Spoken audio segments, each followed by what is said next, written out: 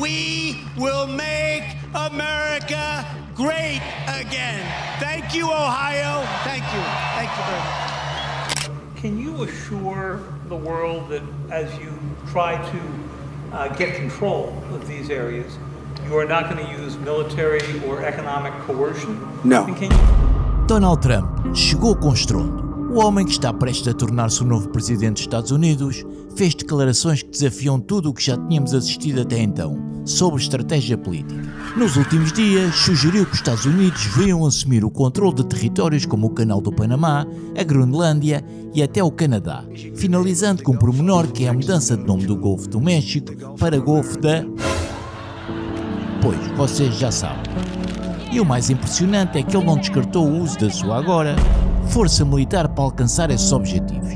E sim, ouviu bem, mas não foi o único, pois governantes europeus também não fizeram orelhas mocas, afirmando: a União Europeia não tolerará ataques em suas fronteiras, disse a França pela voz do seu ministro das Relações Exteriores, após os comentários de Trump sobre a Groenlândia. Então, estas declarações polémicas parece que já ativaram os alarmes nos corredores do poder por todo o mundo. E enquanto a Europa reforça a sua desconfiança, a pergunta que não podemos calar é: será que Trump realmente está disposto a comprar, invadir, anexar, renomear algum destes territórios?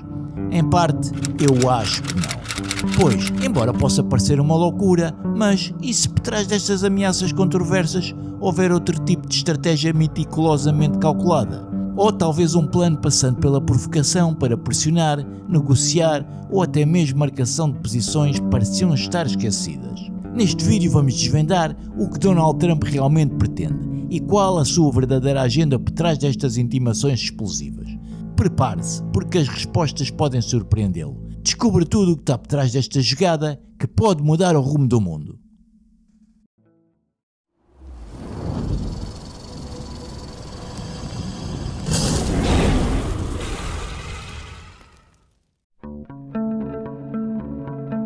Para que saibam, há poucos anos atrás, eram os Estados Unidos que controlavam por completo o Canal do Panamá. Eles construíram o canal entre 1904 e 1914 e, em troca, os Estados Unidos mantiveram os direitos soberanos sobre a faixa do canal durante várias décadas. E então podemos dizer que foi um golpe de mestre do então ambicioso presidente Theodore Roosevelt. Já naquela época, os Estados Unidos tinham a ambição de começar a consolidar o seu domínio global, e na altura com alguma facilidade, porque primeiro, não enfrentavam a concorrência de outras potências como por exemplo a China, Rússia ou mesmo a Índia e a Europa. Mas já havia uma intenção clara em estabelecer regras norte-americanas para todo o comércio mundial.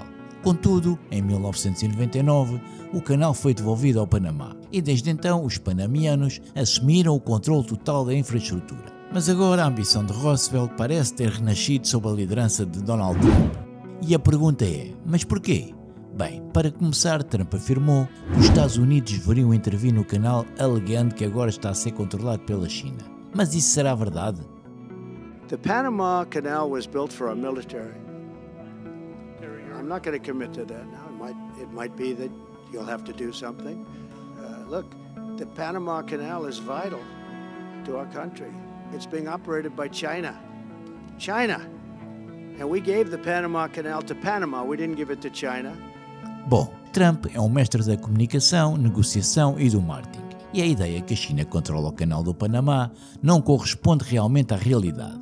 E propor sanções e até mesmo intervenção militar apenas com base nessa premissa é no mínimo injustificável. No entanto, existe um fundo de verdade. A China tem de facto demonstrado um interesse crescente no Panamá, investindo em infraestruturas estratégicas ao redor do canal. Por exemplo, empresas chinesas como o Grupo Land Bridge e outras holdings sediadas em Hong Kong operam portos em Balboa e Cristobal, localizadas nas extremidades do canal. Então, desde 2018, o canal tem atraído investimentos chineses em logística, eletricidade e construção. Um exemplo disso é o consórcio chinês que ganhou um contrato de 1,4 milhões de dólares para construir a quarta ponte sobre o canal. No entanto, a narrativa de Trump ignora alguns detalhes. Primeiro, todas as concessões portuárias foram atribuídas em 1997, antes da devolução do canal ao Panamá. Segundo, as empresas chinesas envolvidas são respeitáveis e não apresentam sinais de colaboração direta com o governo de Pequim. Mas Trump sugeriu ainda que os soldados chineses controlam o canal e que o Panamá aplica tarifas desleais aos navios norte-americanos.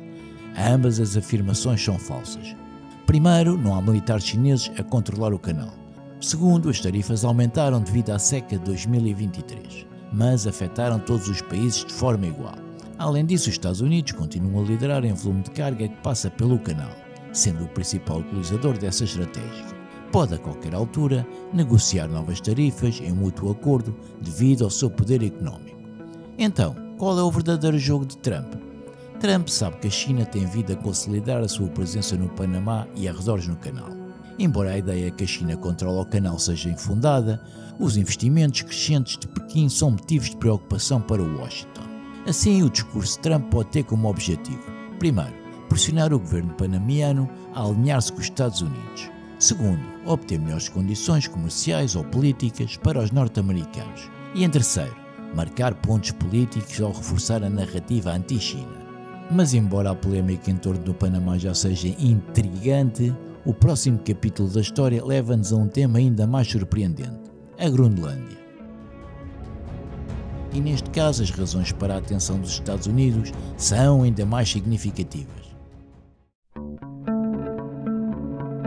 Da noite para o dia, Donald Trump nos surpreendeu com uma proposta no mínimo inusitada: comprar a Groenlândia. Embora a Dinamarca, que controla o território, tenha deixado claro que a ilha não está à venda, Trump não hesitou. Ele afirmou que se não conseguir comprá-la, poderá impor tarifas pesadas aos dinamarqueses. E ainda ameaçou com uma possível intervenção militar na ilha do Ártico. Mais uma vez, Trump escolheu a abordagem errada. Ameaçar um aliado da OTAN com sanções económicas e até mesmo com guerra é completamente insano mesmo para ele. Mas será que há razões por trás dessa ideia maluca? Será que Trump tem motivos para querer aumentar a presença dos Estados Unidos na Groenlândia? Pois, na realidade, sim. Há uma razão estratégica por trás da opção de Trump pela Groenlândia, especialmente a norte, que é a zona mais ártica da ilha, mas não só. Um dos fatores é o derretimento do gelo nos glaciares do Ártico dos últimos anos, fazendo com que novas rotas comerciais se tenham revelado e sejam bastante atraentes. Por exemplo, a rota do Ártico pode encurtar até 40% o tempo de transporte entre a Europa, os Estados Unidos e a Ásia, ou seja, um verdadeiro trunfo para o comércio global. Por isso, o controle da Groenlândia se tornou uma prioridade para alguns países, para além dos Estados Unidos, o Canadá, a Dinamarca, Noruega, Finlândia, Islândia e principalmente a Rússia também têm interesse sobre a região. Trump parece acreditar que os Estados Unidos precisam de expandir a sua zona de controle no Ártico para impedir o avanço dos outros países, principalmente da China e da Rússia, que já se estão posicionando fortemente na região. A Rússia, por exemplo, já construiu quase 450 estações militares no Ártico, com aeronaves de caça e sistema de defesa antimísseis. Já a China, com a sua chamada estratégia da Rota da Seda Polar, tem investido fortemente em infraestruturas de projetos de extração de gás no Ártico. Por isso, Trump está certo que os Estados Unidos precisam de reforçar a sua presença na região. Além disso, ele também menciona a defesa dos países livres, nomeadamente da OTAN. Um conceito relevante, especialmente após a guerra na Ucrânia, que trouxe à tona a fragilidade das fronteiras e da segurança no Ártico. Mas não é só a geopolítica que atrai Trump para a Groenlândia. Há algo ainda mais valioso debaixo do gelo, como relata uma reportagem do Jornal de Negócios. O que justifica o interesse dos Estados Unidos é a descoberta de minerais de terras raras que podem tornar a Groenlândia no segundo maior produtor mundial, a seguir à China. Os depósitos, em grande quantidade, foram encontrados no sul da ilha e despertaram o interesse de empresas estrangeiras, incluindo as chinesas. Os minerais de terras raras são sobretudo usados para turbinas eólicas, baterias recarregáveis, veículos elétricos, ecrãs LCD e telemóveis, mas também podem ser usados no setor da defesa, em sistemas de orientação, radares ou lasers. Atualmente a China domina o mercado ao deter quase 70% das reservas mundiais, mas a Groenlândia pode abanar o tabuleiro das matérias-primas. Ou seja, a Groenlândia é uma minadora em potencial.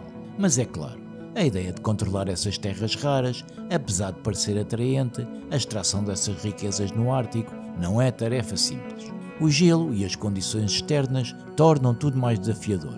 Porém, para os Estados Unidos nada se torna impossível.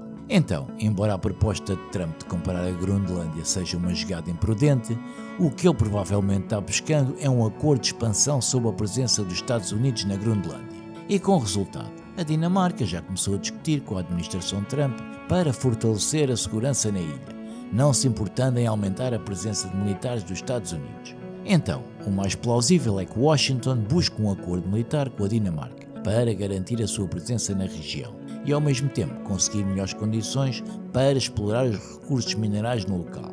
Concluindo, a proposta de Trump comprar a Groenlândia é provavelmente mais um truque de marketing. Como sempre, ele quer se mostrar como um presidente forte que luta pelos interesses dos Estados Unidos. Mas como vimos, sua abordagem foi impiedosa e irresponsável, que pode fazer mais mal do que bem. É claro, tudo isto apenas serve para alimentar a narrativa de Trump para os seus eleitores. Um líder audacioso, disposto a desafiar o mundo e a tomar medidas drásticas para garantir o domínio americano. Mas no fundo estamos a assistir mais do mesmo, ou seja, um jogo de palavras e ameaças para dominar a mídia e conquistar os aplausos dos seus eleitores. Mas não ficamos por aqui. De seguida vamos a um território igualmente controverso e estratégico, o Canadá. Trump levantou a possibilidade de tornar o Canadá o 51º Estado. A origem dessa ideia tem pontos em comuns com o da Groenlândia, pois Ottawa controla uma enorme extensão da costa do Ártico. No caso canadense, o que Trump parece estar mais interessado é na questão económica e comercial. De acordo com o próximo presidente dos Estados Unidos, o Canadá depende de Washington para ser subsidiado. Bem, se olharmos para este gráfico, vemos que em 2024 os Estados Unidos tiveram um déficit comercial com o Canadá de cerca de 55 milhões de dólares. Um déficit que cresceu muito durante o governo de Biden em comparação a anos anteriores, mas que Trump está tentando explorar como um ativo político. Claro, a ideia de Trump não é invadir o Canadá ou comprar o país, ou qualquer uma dessas barbaridades. Afinal, os Estados Unidos têm déficits comerciais muito piores que a China, México, Vietnã, Alemanha e Japão. E Trump nunca disse nada sobre invadir ou controlar esses países de forma alguma. Além disso, quando falamos sobre déficit comercial, esquecemos de algo muito importante. Se um recebe mais dinheiro, o outro recebe mais produtos que compra voluntariamente. Ou seja, a relação comercial entre estes dois países é muito forte. O Canadá é o maior mercado de exportações dos Estados Unidos, à frente, por exemplo, do México, Europa e até mesmo da China. Explorações como caminhões, vans, carros, componentes automotivos e até produtos refinados do petróleo. Por sua vez, os Estados Unidos também são o maior mercado para as exportações canadenses, das quais o petróleo bruto responde por 1/4 dessas exportações, sendo que em 2024 atingiu um recorde de 4,3 milhões de barris por dia. Ou seja, os Estados Unidos sem as importações de petróleo canadenses teriam dificuldades em atender a sua demanda a bons preços. E o Canadá, sem as exportações dos produtos refinados americanos, estaria na mesma situação. Então, se realmente existe uma relação de interdependência e tantos interesses comerciais em comum, por que entrar na polémica da anexação e conversão do Canadá no 50º Estado? Bem, tudo indica que se trata mais de um bluff de Trump para conseguir acordos comerciais mais vantajosos para Washington. Senão, ele ameaça com tarifas de mais 25%. E é assim que a política trumpista funciona. Nada de novo até aqui. É isso e também para pressionar o primeiro-ministro canadense, Justin Trudeau, que por sinal já caiu. Bom, no final é mais provável que ambos os países acabem por se sentar para negociar novas condições de comércio de alguns bens. E Trump então venderá isso como um sucesso para os seus eleitores do Make America Great Again. E preparem-se, que daqui por diante isto será assim, até ao próximo país com o qual ele se sinta à vontade de usar esse tipo de estratégia coerciva e ameaçadora para ganhar o controle. A verdade é que não é grande surpresa. Durante a primeira presidência, ele já fez isso com a União Europeia, com tarifas, ou mesmo com a Coreia do Sul, quando impôs novas tarifas a esse importante aliado asiático, e o chantageou para aumentar drasticamente os pagamentos que fazem a Washington pelas tropas americanas presentes lá. Talvez seja por isso que não encontremos muita simpatia por esse presidente, nem mesmo entre importantes oficiais do meio militar. Mas essa é outra história. Bom, meus caros, parece que Trump tem uma maneira muito particular de fazer política e mover as peças no tabuleiro. É por isso que eu acredito que nenhum destes 3 territórios, nem o Canadá, nem a Groenlândia, nem o Panamá, deve temer qualquer invasão ou qualquer ação militar por parte de Trump. O que parece é que estamos diante de uma maneira de indicar onde estão as prioridades para fortalecer a posição dos Estados Unidos. Mas não posso terminar este vídeo sem esclarecer a minha posição sobre este tipo de estratégia. Para mim, as palavras não são neutras e a maneira como as coisas são feitas ou anunciadas também tem a sua importância, mesmo que elas acabem não acontecendo. E ouvir Trump, o atual presidente dos Estados Unidos, falando sobre zonas de influência, interesses de segurança social usando a força, só porque lhe convém, me lembra outro personagem. Alguma ideia? Não? Bem, é claro que não estamos comparando tal personagem com Trump. Mas tenho a certeza de que Putin, ao ouvir Trump falar nos termos em que falou sobre a Groenlândia e o Panamá, deve ter achado isso divertido. Por exemplo, ao usar certos termos como interesse de segurança nacional, Trump deu alguma validade às razões de Putin para invadir a Ucrânia. Para mim, mensagens como estas podem ser interpretadas como uma espécie de carta branca, além do mais forte, ao que podemos chamar, bem, aquilo que quisermos. Neste vídeo ficamos por aqui. Deixe no card do ecrã uma sugestão caso esteja interessado em saber qual a razão da Europa estar a virar as suas políticas à direita. Um grande abraço. Fui!